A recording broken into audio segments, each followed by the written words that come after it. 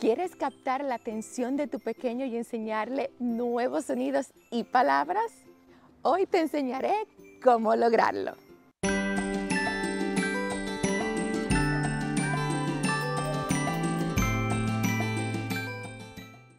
Hola, ¿qué tal? Bienvenidos a mi canal de YouTube. Soy Leda, terapeuta bilingüe del habla y lenguaje y evaluadora de comunicación aumentativa y alternativa. A veces las herramientas más simples pueden tener un impacto significativo en el aprendizaje de los más pequeños.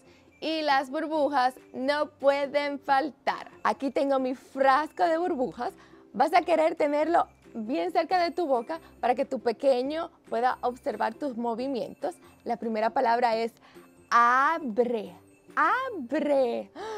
Y aquí es donde yo pongo así un poco de drama, ¿no? Para que ellos se entusiasmen. Abre, abre. Y aquí saco la varita y ahora le vamos a decir sopla. ¿Estás listo para soplar? Sopla. 1, 2, 3. ¡Sopla! Y comienzas a soplar burbujas. Y ahora explotamos las burbujas mientras decimos ¡pum! ¡Pum! ¡Pum! Y lo que estamos haciendo con esto, ¡pum! ¡Pum!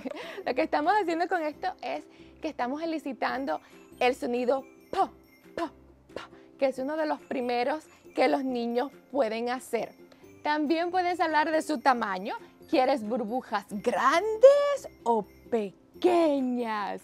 Y para aprovechar aún más, vamos a darle el modelo de usar dos palabras diciéndoles, ¿quieres más burbujas? ¿Más burbujas?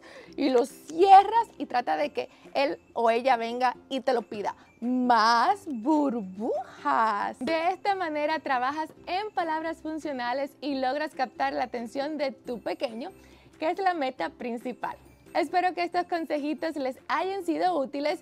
Y si terminan un poco todos pegajosos, así como yo, no se preocupen, es parte de la diversión. Y no se olviden suscribirse y activar la campanita para recibir notificaciones de nuevos videos. Y recuerden, un paso a la vez. Hasta la próxima.